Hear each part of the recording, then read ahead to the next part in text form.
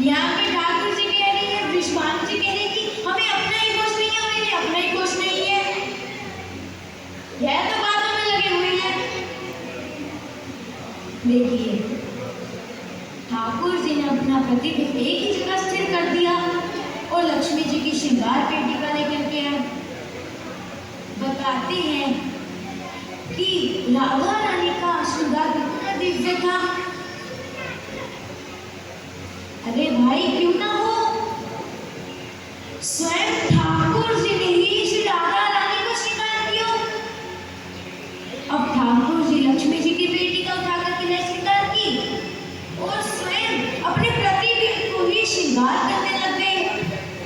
सबसे पहले तो ठाकुर जी ने नेत्रों में छोटा छोटा प्यारा सा काजल लगाया और अपनी बांसुरी, मोर मुकुट, मोर वह सब उतार के लगे और अपने लंबे लंबे प्यारे प्यारे केश खोले, घुंघराले केश खोले और हार पहना, छोटी सी माथे पर बिंदिया लगाई, पैरों में पायल डाली, होठों पर प्यारी प्यारी लाली लगाई और तो जो लक्ष्मी जी की चुनरी थी वह अपने सिर पे ओढ़ी और जो ठाकुर जी का श्याम रंग था, ठाकुर जी ने उसको थोड़ा सा गोर वर्ण किया।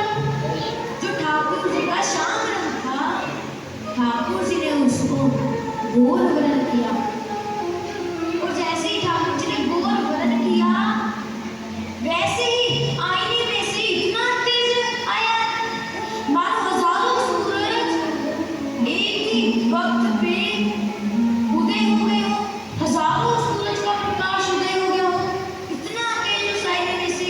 अब कुछ क्षण तो ठाकुर जी ने भी अपने नेत्र बंद कर लिए थे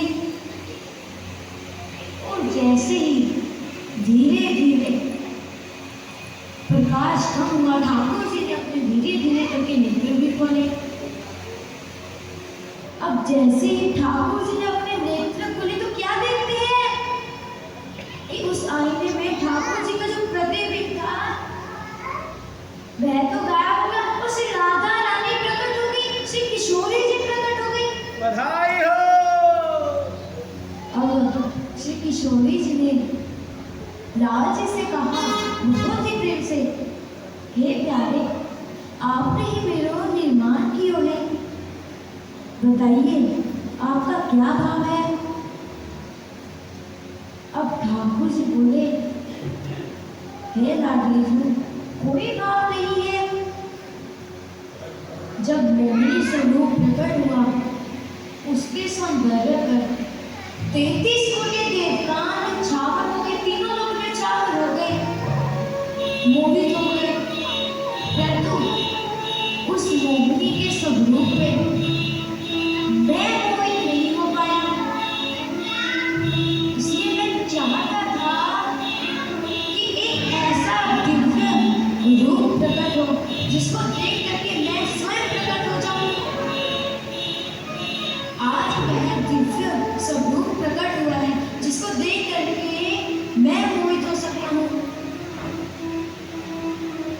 ठाकुर जी बोले कि इस सृष्टि पे वे राम की स्थापना हुई, भक्ति की स्थापना हुई, गृहस्थ की स्थापना हुई, परंतु प्रेम की स्थापना नहीं हुई। इस दुनिया में प्रेम की स्थापना नहीं हुई अब तक इस सृष्टि पे। तो आज वह स्वरूप प्रकट हुआ है जो इस सृष्टि पे प्रेम की स्थापना कर सके। हे लाडली जी, आज यह दिव्य स्वरूप प्रकट हुआ है जो इस सृष्टि पे अब प्रेम की भी स्थापना कर सकता है। ठाकुर जी ने श्री लाडली जी से कहा कि आप ही मेरी शक्ति हैं, आप ही मेरी आत्मा है।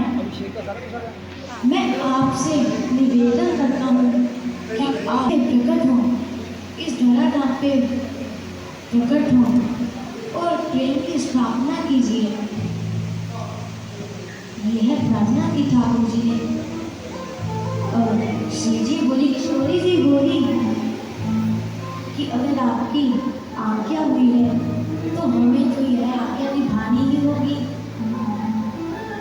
अब श्री लाडली जी श्री विश्वानु जी के यहाँ पुत्री रूप में प्रकट हुए। अब श्री लाडली जी इस धराधाम में विश्वानु जी के यहाँ पुत्री रूप में प्रकट हुए। बोलिए राधा रानी की जय।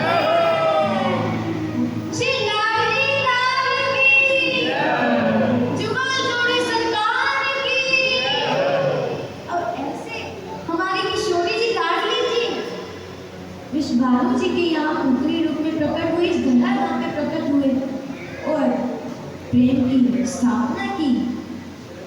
बोलिए जय जय श्री राम।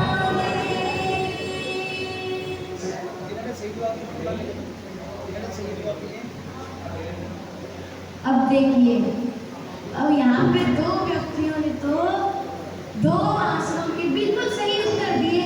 तो मैं उनसे निवेदन करता हूँ कि आप यहाँ पे स्टेज पे हैं। चलो पहुंचो, लीला ही होगी। और आजो आजो छोटे वाले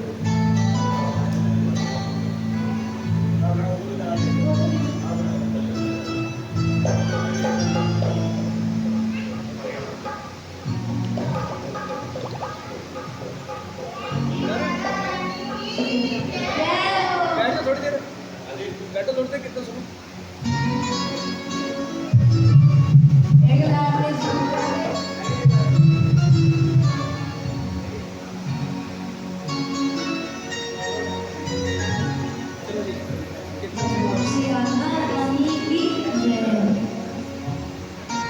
आप सबको फिर से मेरी ओर से श्री राधा अष्टमी की और स्वामी श्री हरिदास जी महाराज के प्रकट उत्सव की बहुत बहुत प्रेम भरी बधाई हो। बोलिए श्री कुंज बिहारी, श्री कुंज बिहारी, श्री कुंज बिहारी, श्री हरिदास।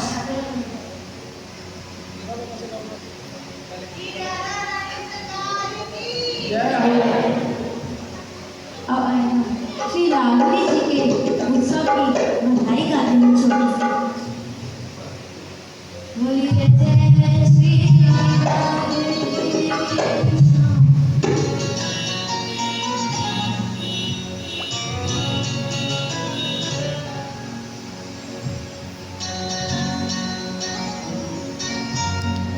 बरसाने में धूप मची भारी, बरसाने में धूप मची भारी,